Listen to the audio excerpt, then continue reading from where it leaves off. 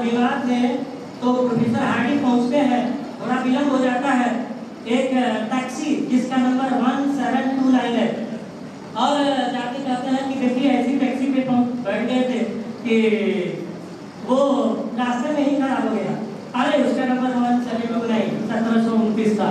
तो रामानुजन कहते अरे ये तो चार्मी नंबर है, ये तो ऐसा नंबर है जिसको अब दो संख्याओं के घनों के योग के रूप में व्यक्त कर सकते हैं। तो इस तरह से उस समय रामानुजन का जो IQ था इसमें ने उनको ज़्यादा नंबर प्रदान नहीं किया, नहीं तो भारत का भविष्य गणित के क्षेत्र में कुछ और होता। मात्र ये 42 वर्ष की आयु में 35 वर्ष की आयु में उन्होंने संसार को छोड़ दिया। इसके बाद है स्थानिक बुद्धि। इसका पता चलता है किन व्यक्तियों में इसका विकास अधिक होता है, वे नेता, डॉक्टर, सामाजिक कार्यकर्ता इत्यादि बनते हैं। इसके बाद है इंटरपर्सनल इंटेलिजेंस। इसके द्वारा खुद के साथ इंटरेक्ट किया जाता है। जिन व्यक्तियों में इसका विकास अधिक होता है वे आध्यात्मिक गुरु बनते हैं, जैसे दार्शनिक भी होते हैं। इसके बाद है प्रकृतिवादी बुद्धि। इस बुद्धि के व्यक्ति प्रकृति के काफी नजदीक होते हैं।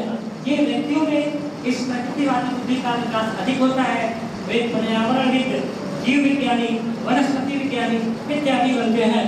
अस्तित्ववादी बुद्धि।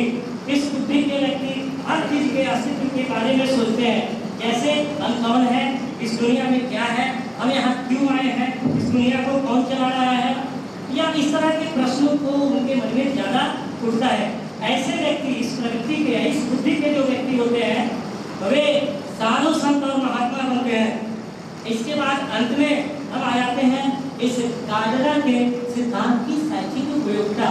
पाठ्य में सबसे पहला है कि इसका उपयोग, ये जो हमने 9 जो इंटेलिजेंसी आपके सामने रखा है, तो पाठ्यक्रम में ये पहला उपयोगिता पाठ्यक्रम बनाने वाले इस सिद्धांत के मूल मंत्र के अनुरूप हम उस क्षेत्र में अधिक ध्यान देने लगे हैं जिन पर अब तुलनात्मक रूप से कम बल ज्यादा जाता था, जैसे कल्पनात्मक खेल, दृश्य कला या स्वर लिपि इत्यादि। दूसरा है निर्देशों द्वारा उपयोगिता अंतर्वैयक्तिक बुद्धि पर केंद्रित होना चाहिए, जैसे संगी साथी को प्रोत्साहन। हमारा स्टडी का मतलब जनरल लोग पढ़ना और लिखना से समझते हैं, बल्कि स्टडी के जो 4 आयाम होते हैं उसमें पहला है पढ़ना, लिखना और ये एक्सपोर्ट करना, यानी कि दूसरे को उसको ट्रांसपोर्ट करना, और फिर उसको बनाए ये क्यों है कि निर्यात और एक्सपोर्ट इंपोर्ट, निर्यात करना और आयात करना। तो ये 4 होता है, यानी कि हमने पढ़ा उसको लिखा, लिख करके जो हमारे संगी साथी जानते नहीं है उनके बीच उसको हमने शेयर किया, और फिर हम जो नहीं जानते हैं वो जानते हैं उनसे हमने उसको ग्रहण किया। क्रॉस ओवर या सहयोगी अधिगम का उपयोग करके अंततः सक्रिय बलों को विकसित किया जा सकता है, और संगीत के क्षेत्र में विभिन्न वाद्य यंत्रों का समायोजन करके भी इस प्रकार हम गार्डनर के इस सिद्धांत की उपयोगिता करके छात्रों को और शैक्षिक वातावरण को समुन्नत बना सकते हैं। बहुत बहुत धन्यवाद। Thank you.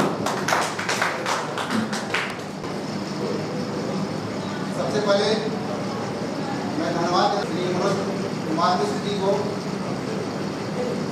प्रधानाचार्य श्री विनोद कुमार जी को और COE पटना श्री तरुण कुमार जी को। इन्होंने ये प्लेटफॉर्म दिया है अपने विचारों को व्यक्त करने का, रखने का। आवाज ऐसी कीजिए जाए, आवाज इसका कीजिए और है क्या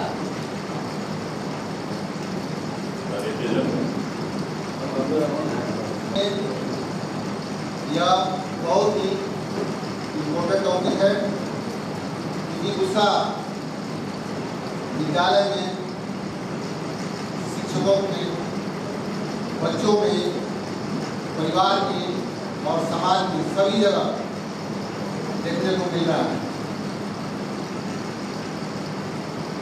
तो हम देखेंगे कि ये एंगर क्या है, एंगर क्रोध क्या है।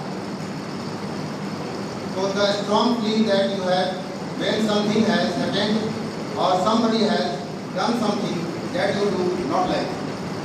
यानी क्रोध या गुस्सा एक इमोशन है, भावना है।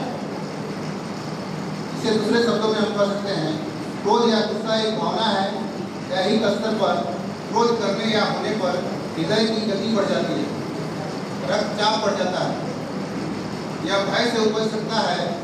भय व्यवहार में स्पष्ट रूप से व्यक्त होता है जब व्यक्ति भय के कारण को रोकने की कोशिश करता है। यह गुस्सा इंडिविजुअल होता है, व्यक्तिगत होता है,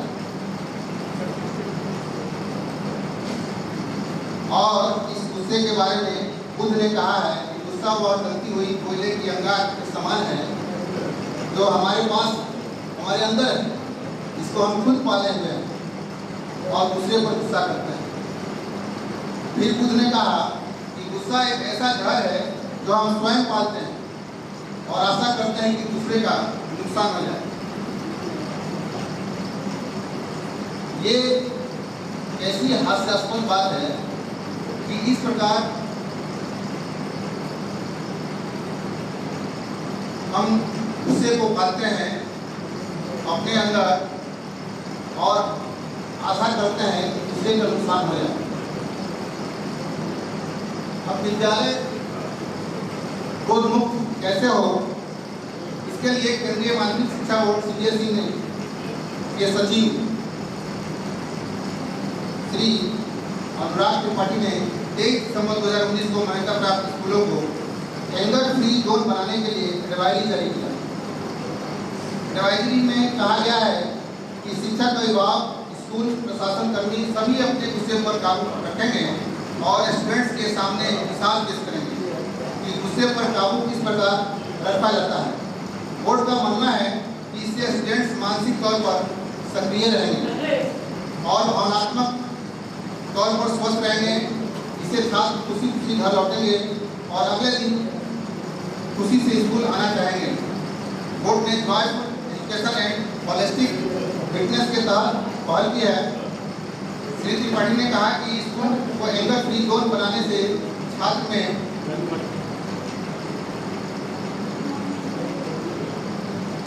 प्रभावी कौशल विकसित होगा, साथ ही गुस्से के चलते होने वाली डर और दुर्भावना भी दूर होगी। और फिर CBSE को यह कदम क्यों उठानी पड़ी? जानकारों की माने तो सब पिछले कुछ वर्षों से 10वीं और उसके नीचे की कक्षाओं में जो छात्रों में खुदकुशी करने की प्रवृत्ति बढ़ी है, उनके अंदर नशा का जो आदत बढ़ा है, इसको ध्यान में रखकर CBSE ने यह एंगर फ्री जोन बनाने का पहल किया है। फिर हम आगे देखते हैं गुस्से से क्या हानि और क्या लाभ है।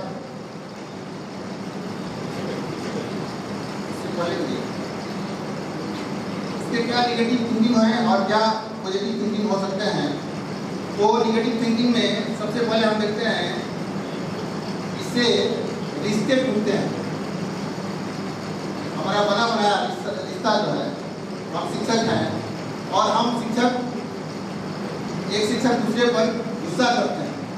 होता क्या है, हमारा गुडविलिंग है, बहुत अच्छा गुडविलिंग है, और इस गुस्से से क्या होता है, वो हमारा गुडविलिंग खत्म हो जाता है। हम चाह कर भी उसके बाद समझौता करें, मेल मिलाप करें, लेकिन पहले वाली स्थिति नहीं हो पाती है। यहाँ रहीम जी की एक पंक्ति है, रहीमन प्रेम का धागा मत तोड़ो चटका है, टूटे फिर जुड़े जा और जुड़े तो गांठ पड़ जाए। तो कहने का मतलब है कि हम अपने ही सभी शिक्षक बराबर हैं, बराबर काम करते हैं, और हम अपने ही सहयोगी पर गुस्सा करते हैं। इससे मिलता क्या है, हमारा बना बनाया रिश्ता टूट जाता है। ये गुस्सा प्रधानाचार्य पर नहीं होता है। कभी किसी शिक्षक को प्रधानाचार्य पर गुस्सा करते हुए नहीं देखते हैं। अगर किसी कारणवश किसी टीचर का प्रिंसिपल पर गुस्सा आ जाए तो उसको लोग उसको क्या कहता है, भाई मेंटली डिस्टर्ब है, उसको चेकअप कराएं, आपको से समझाएं। फिर दूसरा पॉइंट है, शिक्षक द्वारा बार बार डांटने से बच्चों में गुस्सा बढ़ता है। बार बार शिक्षक बच्चे को डांटते हैं, कोई बच्चा होमवर्क नहीं बना के लाता है तो बार बार डांटते हैं, तो बच्चा भी समझता है कि गुरुजी बहुत गुस्सा करते हैं, वो आदि हो जाता है। गुरुजी का यही काम है, रोज गुस्सा होकर के बोलते हैं, तो वह डर से होमवर्क बनाता है, डर से काम करता है। यहाँ मैं बताना चाहता हूँ कि कोई व्यक्ति है जो जख्मी है, कहीं रोड पर पड़ा है, उसके बाद डर आता है, फियर, तो डर कर भी गुस्सा होता है, वो बोल नहीं सकता है लेकिन डरा हुआ है और अंदर अंदर गुस्से को बढ़ा रहा है, अपने अंदर पनपा रहा है। तो इस डर को समाप्त करना चाहिए, दूर करना चाहिए। और फिर आगे है शर्म में भी गुस्सा होता है। मान लीजिए किसी को गुस्से में बोल दिया है, बाद में उसको शर्म आती है, तो क्या और शर्म में क्या होता है, व्यक्ति शर्माता है, यानी उसके सामना नहीं कर पाता। फिर नेक्स्ट है उदासी। कोई ना किसी कारणवश से उसके जीवन में उदासी आ गई है, वह खुश नहीं रहता है और उसके अंदर गुस्सा बढ़ते जाता है खुद से, अपने आप से, और वह या फिर किसी ने उसका अनादर कर दिया है तो वहाँ गुस्सा बढ़ता है।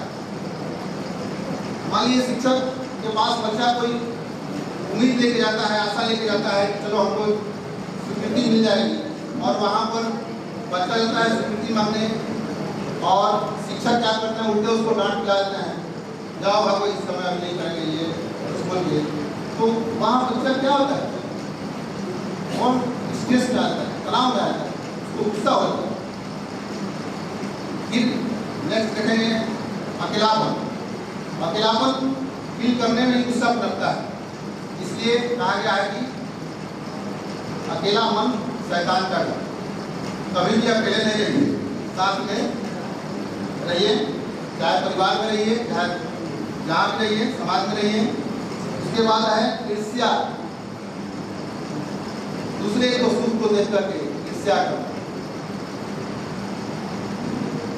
ईर्ष्या तनाव उत्पन्न करती है। इससे अच्छा है कि हम दूसरे के सुख को देखकर न जलें, बल्कि उसकी उसके सुख में शामिल हो जाएं और उसका आनंद लें, मिल करके दूसरे के सुख में शामिल हों और उसका आनंद लें, तो गुस्सा नहीं आएगा। उसके बाद है गलतफहमी, कंफ्यूजन, ये बहुत इंपॉर्टेंट है। कंफ्यूजन, गलतफहमी में भी गुस्सा करने लगते हैं। इसको एक उदाहरण के द्वारा मैं रख रहा हूँ। एक टाइग्रेस है, बाघिन है, और एक गाय है, गाऊ है। दोनों में मेलिन है, ये मेलिन है, कल्पित है। दोनों में दोस्ती हो जाती है, दोनों अच्छे दोस्त बन जाते हैं, बाघिन और गाय, और एक साथ रहने लगते हैं, एक साथ खाने लगते हैं, और दोनों समय बीतने पर अपने बच्चे को जन्म देते हैं। बाघिन ने कब को जन्म दिया और गाँव ने बुल को जन्म दिया।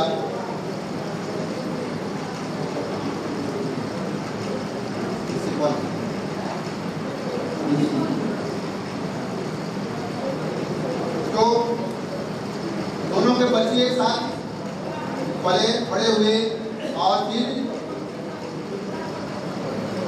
दोनों बलशाली हुए, और यह स्थिति एक सियार ने देखा तो उसको अच्छा नहीं लगा। सोचा बड़े दोनों बलिष्ठ हैं, दोनों की मित्रता उनको अच्छी नहीं लगी, और सोचा कि अगर इनके मांस मिल जाए तो बहुत दिनों तक हमारा काम चल जाएगा।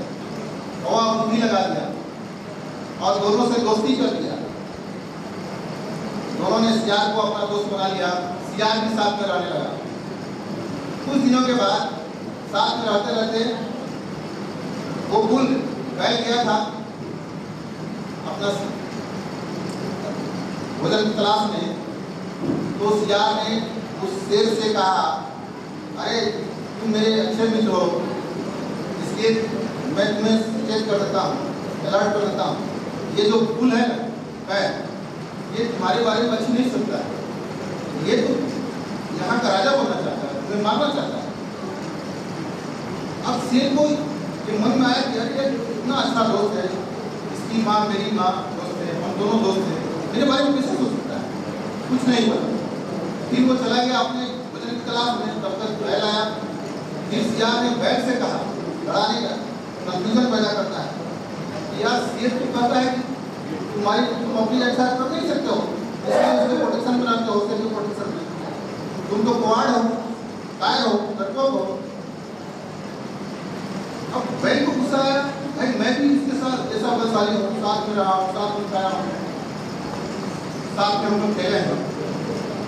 अब उधर से शेर आया, अब बैल ने इधर से लड़ पाए, दोनों एक दूसरे को अटैक किए और दोनों एक दूसरे को लौंडवान नाम दिए।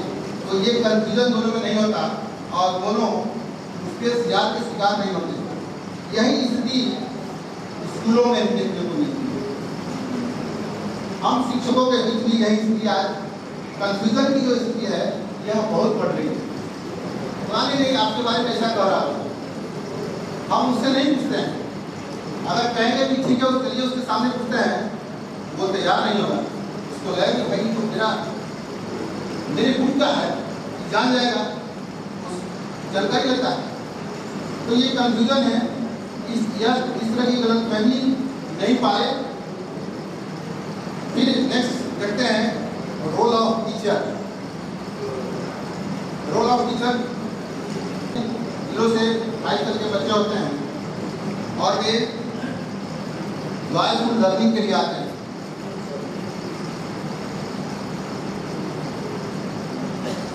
शिक्षक को वहाँ कैसे पढ़ाना चाहिए,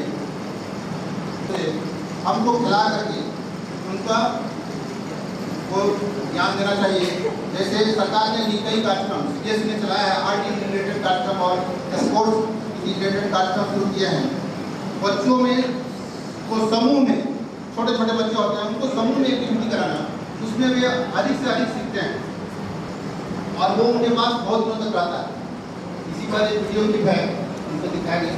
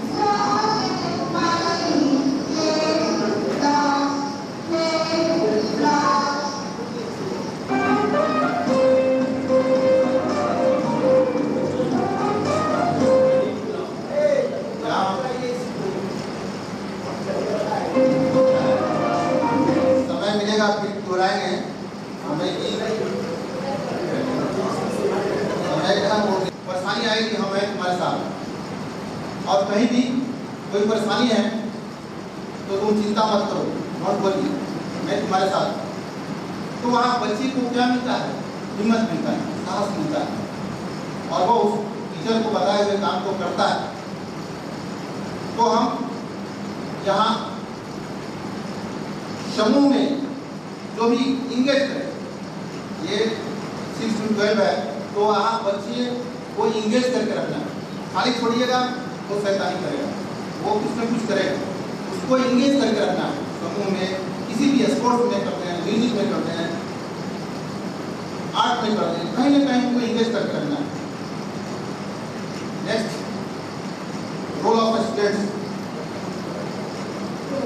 विद्यार्थी की भी स्कूल में भूमिका होती है और वो क्या होती है?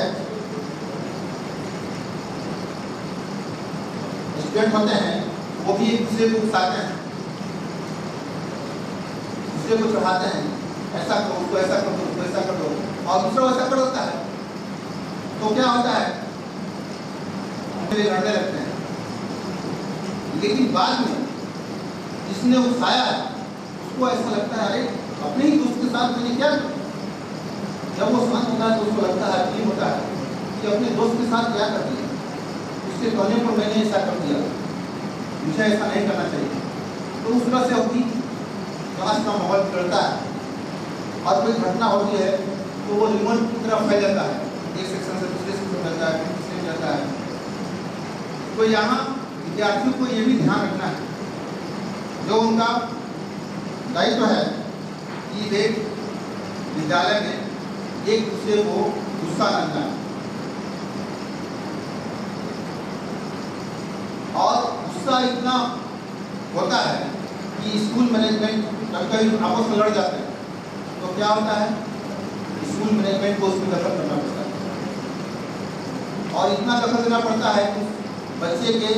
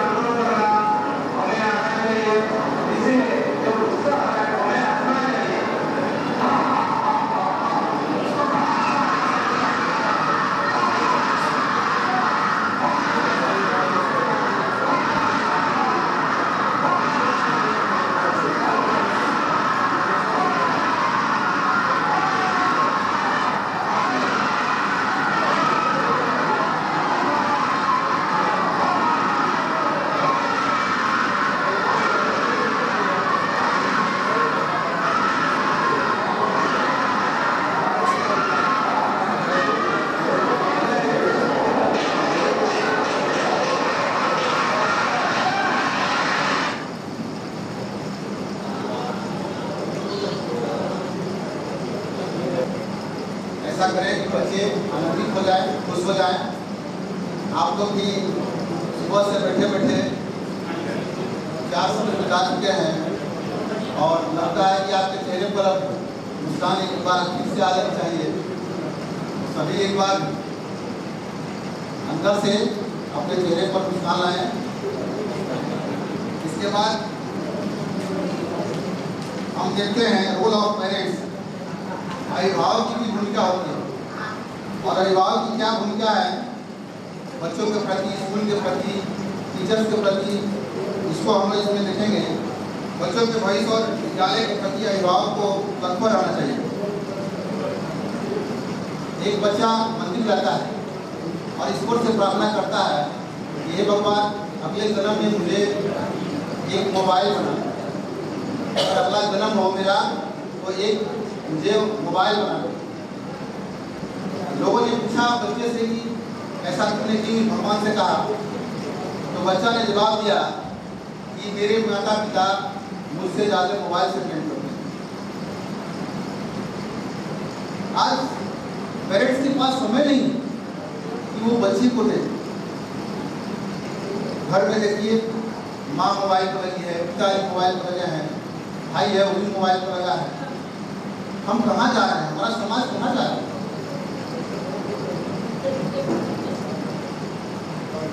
बच्चों के अंदर प्रेम, सहिष्णुता, खेलना, पेंटिंग करना आदि शब्द पर से ध्यान हटते जा रहा है। हम समय दे ही नहीं पाते हैं और समय देते नहीं हैं। और दूसरा, बच्चों पर प्रेशर बनाते हैं। तुम्हारा रिजल्ट ठीक नहीं होता है, तुम समय से पढ़ते नहीं हो, उसको देखते नहीं है। मोबाइल को लगे हैं, बच्चा सो गया, नहीं पढ़ रहा है, ये नहीं देखते। उसके साथ हम संवाद खत्म हो गया, बातचीत नहीं कर पाते। और के अंदर सारी सपने, मेरा बेटा पढ़ने में भी अच्छा हो, खेलने में भी अच्छा हो, पेंटिंग भी अच्छा करे, म्यूजिक भी अच्छा गाए, सारे सपने अपने हैं, वो सब बच्चे से पूरा करवाना चाहते हैं, अपने कुछ नहीं करना चाहते। और जब बच्चा प्रेशर ये नहीं करता है तो उसको दोष देते हैं, डांटते हैं, तो स्वाभाविक है उसको अंदर गुस्सा होगा। फिर हम अभिभावक जो पेरेंट्स मीटिंग करते हैं, गोष्ठी होता है, उसमें अभिभावक आते हैं। तो जब भी अभिभावक आते हैं तो शिक्षक के प्रति समस्या लेकर आते हैं। नमस्कार दोस्तों, सोशल मीडिया पर यह नमस्कार दोस्तों, तो ये पेरेंट्स जब भी आते हैं मीटिंग में तो ये प्रॉब्लम लेकर आते हैं। होना क्या चाहिए? कभी भी सोल्यूशन लेके नहीं आते हैं आपके पास। हम टीचर के पास कभी सोल्यूशन लेके नहीं आते हैं। जब भी आएंगे प्रॉब्लम लेके आएंगे कि देखिए ये हो गया, वो हो गया, कोई ना कोई समस्या ही बताएंगे। ये आपकी प्रशंसा नहीं करेंगे कि गुरुजी आपके चलते हमारा बच्चा अच्छा कर रहा है, इसमें इम्प्रूव हो रहा है, सुधार हो रहा है। और यहाँ पर होना ये चाहिए कि जब भी अभिभावक शिक्षक से मिले तो सोल्यूशन लेकर मिले, प्रॉब्लम लेकर नहीं मिले। और ये जैसे गुस्सा अभिभावक करते हैं घर में सबसे जो ऊंचा ओहदा होता है वो दामाद का होता है। और जब कप का प्याला या कप दामाद जी पी रहे होते हैं और वो कप गिर जाता है, टूट जाता है, तो हमें तनिक भी गुस्सा नहीं होता है, थोड़ा सा भी गुस्सा नहीं होता है और हम कहते हैं ठीक है, कोई बात नहीं है। और वही कप अगर घर का नौकर तोड़ दे, नौकर से छूट जाए, तो पता ना नौकर को क्या क्या बोलते हैं, क्या क्या करते हैं, यहाँ तक कि मारने पर भी उतर जाते हैं।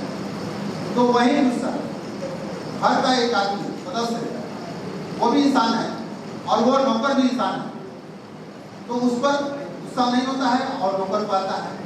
कहने का मतलब सबको बराबर समझें, और बराबर जब समझेंगे तो गुस्सा नहीं आएगा, उस नौकर पर भी नहीं आएगा।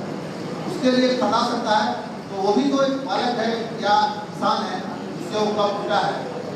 तो यहाँ पर समानता का हम बात करते हैं, अगर समान रूप से सबको देखते हैं तो गुस्सा नहीं आएगा। अब उसी की वजह से ज्वाइंट फैमिली टूटकर न्यूक्लियर फैमिली होते जा रहा है, परिवार में गुस्सा बढ़ रहा है। लोग कहाँ जी रहे हैं? इलेक्ट्रॉनिक दुनिया में जी रहे हैं, सब काम इलेक्ट्रॉनिक माध्यम से कर रहे हैं। खाने का पैकेट आ जाता है, रात में खाना नहीं बनाना, छोड़ दो, ऑर्डर किया आगे, काम करना नहीं चाहते, तो ये भी गुस्सा का वजह हो जाता है। और छोटे बच्चे खिलौनों से सीखते हैं, और जो बड़े बच्चे होते हैं गेम देखते हैं। छोटे बच्चे खिलौनों में अपनी दुनिया ढूंढते हैं और बड़े बच्चे गेम खेलते हैं, उसमें उनको प्यार नहीं मिलता है। हम गार्जियन को, पेरेंट्स को बच्चों पर समय देना चाहिए, उनसे संवाद करना चाहिए। जब आप समय नहीं देंगे बच्चों में तो वो मोबाइल पर रहेंगे ही, और छोटे बच्चे खिलौनों में, यहाँ तक कि खिलौना अगर नहीं मिलता है तो बच्चे बीच बाजार मॉल में इतना जोर से शोर करते हैं कि पेरेंट्स मजबूर हो जाता है उस खिलौने को खरीदने के लिए। तो आगे हमारा जो वातावरण है, इन्वायरमेंट है, समाज है, वो वहाँ पर भी सभी जितने अभिभावक हैं सबको महसूस करना होगा और एंगर से बचना होगा। एक सर्वे के मुताबिक देश में 10 से 15 बच्चे मानसिक रोग का शिकार होने जा रहे हैं। उसका एक सबसे बड़ी समस्या बनती जा रही है। टीवी, अखबार, माँ बाप के बीच अनबन से बच्चा प्रभावित होता है, जो देखता है वही करता है। गार्जियन मोबाइल देखता है, बच्चा भी सोचता है कब मौका मिल जाए, कब पिताजी जाए घर या बाहर निकले कि हमको मोबाइल देखने का मौका मिल जाए, तुरंत उस पर बढ़ जाता है। अभिभावक बच्चे को समझ नहीं पाते हैं और बच्चा जब भी मौका मिलता है वह आदी बनते जाता है। इतना मोबाइल अभी के समय में या फिर चाहे कोविड के बाद, कोविड में जो ऑनलाइन पढ़ाई हुआ उसमें बच्चों आप सभी गुस्सा बाहर करके आए और इसे अपने कर्म में नहीं आने देंगे, ऐसी आशा अपेक्षा है। Energy is life, thinking, learning, skilling and behaving that's my life style. दूसरी ओर always remember for every minute you are angry you lose 60 second of happiness. यदि आप 1 मिनट की गुस्सा करते हैं तो अपने खुशियों के 60 सेकेंड बर्बाद करते हैं। तो इस प्रकार ये जो टॉपिक है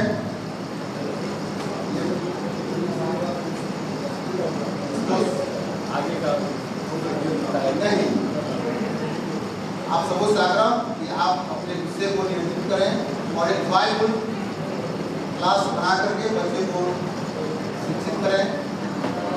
यदि इन्हीं को लगता है, कोई मन में प्रश्न है, जिज्ञासा है, तो आप पूछ सकते हैं। आप बोलिए समझ। आपका क्लास हो अट्रैक्टिव रहा। प्रश्न मैं पूछ रही हूँ, जैसे मैं अनु क्लास में पढ़ाती हूँ, एक मदर टीचर को हम कैसे शांत करें? बहुत अच्छा क्वेश्चन है आपका, प्रश्न है तो भाई गुस्से को शांत करने के लिए बच्चे ये जो बच्चा जो गुस्सा करता है, सबसे पहले तो हम उसके कारणों को जानना होगा कि किस वजह से बच्चा गुस्सा किया है, क्यों गुस्सा हुआ, और उसके लिए हम कभी कभी रुक जाए। टीचर कोई माँ है, पिता है या भाई है या बहन के रूप नहीं होता है। तो बच्चे अगर गुस्सा करते हैं तो आप रुक जाइए थोड़ा समय के लिए, वो बनाएंगे आपको। दूसरी ओर बच्चों को दबाव में नहीं लाना है और श्रोता बनना है। सिर्फ हम ही बोले और बच्चे सुने, ऐसा नहीं है। हमें श्रोता बनना पड़ेगा, बच्चों को भी सुनना पड़ेगा। ये फीलिंग पैदा करना पड़ेगा उनको भी कभी इच्छा हो, उनकी इच्छा के अनुसार बाहर ले जाएं, घुमाएं और कभी कभी उनके मनपसंद का खाना खिलाएं। और भी है कि अगर घर में भी बच्चा गुस्सा हो गया है तो उसको उसके मनपसंद का भोजन तो बना ही सकते हैं। उसके लिए इससे बच्चों को माता पिता के प्रति सम्मान बढ़ता है। और अंत में इस वीडियो गेम या सोशल मीडिया पर बहुत ये हो रहा है चलो, और इसमें दिखाया गया है कि एक शिक्षिका अपने बच्चे को कैसे बनाती है, ये इसको दिखाएंगे। नमस्कार दोस्तों, सोशल मीडिया पर यह वीडियो बहुत ही तेजी से वायरल हो रहा है, जिसमें एक प्यारा सा क्यूट बच्चा अपनी गुस्साई मैम को मना रहा है और बोल रहा है कि मैम आगे से मैं कभी भी बदमाशी नहीं करूंगा, आई एम सॉरी। उसके बाद हमने इस वीडियो की सच्चाई जानी। बताया जा रहा था कि यह वीडियो बिहार के छपरा का है, लेकिन दोस्तों यह वीडियो बिहार के छपरा का नहीं बल्कि उत्तर प्रदेश के प्रयागराज का है। कौन है यह बच्चा, कौन है यह मैडम, इस वीडियो में मैं आपको पूरा खुलासा करने वाला हूँ। लेकिन दोस्तों से पहले एक ही बात बोलना चाहूँगा, अगर आप नए हैं तो चैनल को सब्सक्राइब करके बेल आइकन को प्रेस कर सकते हैं और वीडियो आपका जल्द से लाइक करिए। देखिए, जब हमने इस वीडियो का सोशल मीडिया पर कीवर्ड के द्वारा सर्च किया गया तो ये वीडियो हमें इंस्टाग्राम पर सीएम त्रिपाठी के अकाउंट पर मिला, जहां पर इस वीडियो को 4 सितंबर को शेयर किया गया था। आपको बता दें कि यह वीडियो उत्तर प्रदेश के प्रयागराज का है और इस मैडम का नाम है सीएम त्रिपाठी और जो बच्चा है वो LKG में पढ़ता है, जिसका नाम है अथर्व सिंह। आपको बता दें कि यह वीडियो प्रयागराज के सेठ आनंद स्कूल का है। वीडियो में दिख रही मैम सीएम त्रिपाठी के मुताबिक वीडियो में दिख रहा है बच्चा LKG का छात्र अथर्व सिंह है और वो उस क्लास की टीचर है। उन्होंने कहा कि उस दिन स्कूल में एक्टिविटी पीरियड चल रहा था। अथर्व असल में एक प्यारा लेकिन शरारती बच्चा है जो अक्सर कोई न कोई शैतानी करने के बाद टीचर से ऐसे ही वादा करता है कि वो दोबारा शरारत नहीं करेगा।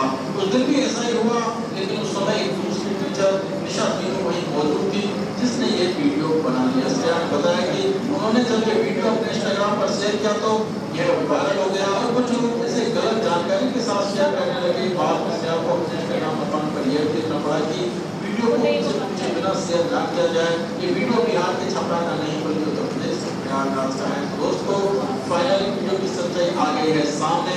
वीडियो कहीं का भी हो लेकिन वीडियो बहुत ही प्यारा है, टीचर बहुत ही अच्छी है। अगर ऐसे टीचर हमें स्कूल में मिल जाए तो हमारे बच्चे, हमारा देश बहुत अच्छी तरह की रहेगा। आप लोगों का क्या कहना है वीडियो को लेकर बता दीजिए। आप लोगों को क्या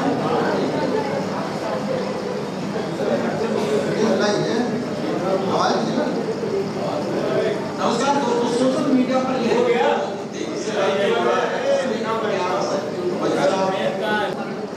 और अंत में मैं कहना चाहता हूँ कि गुस्सा को हार भी हरा नहीं सकती, हार भी हरा नहीं सकती।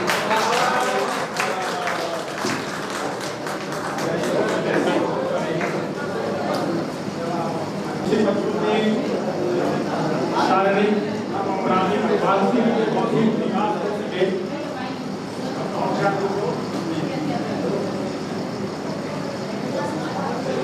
आज अपने विद्यालय में प्रारंभ से 8:15 बजे से आप सब अभी 4:15 बज रहे हैं, पूरा समय दिए। इसके लिए मैं विद्यालय की तरफ से सभी टीचर्स का मैं अपने हृदय से कृतज्ञता प्रकट करता हूँ। अपने इन हाउस ट्रेनिंग में गौतम प्रखंड के श्री योगेश कुमार जी और अपने विद्यालय के मैनेजर डॉक्टर पी आए, उन दोनों को भी बहुत बहुत धन्यवाद। इस हाउस ट्रेनिंग को सफल बनाने में बच्चों ने सहयोग किया, उनको भी बहुत बहुत आभार और धन्यवाद। निश्चित रूप से इस 5 सत्र में जो विषय है उन विषयों पर निश्चित रूप से हमारी जानकारी पक्की हुई होगी, अच्छी हुई होगी और इसका लाभ कक्षा में निश्चित रूप से बालकों को मिलेगा।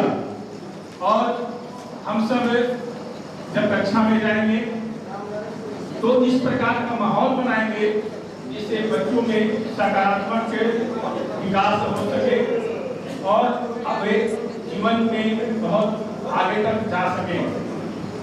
एक बार पुनः मैं आप सबको बहुत बहुत धन्यवाद देता हूँ, आभार प्रकट करता हूँ। अभी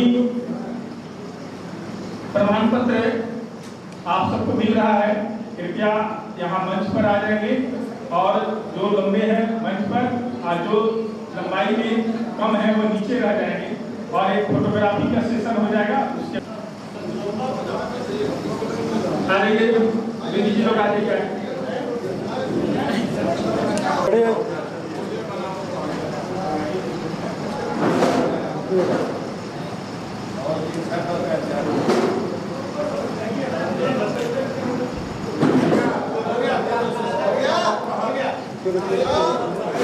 आँख बंद कर रहा है, आँख बंद कर रहा है, आँख बंद।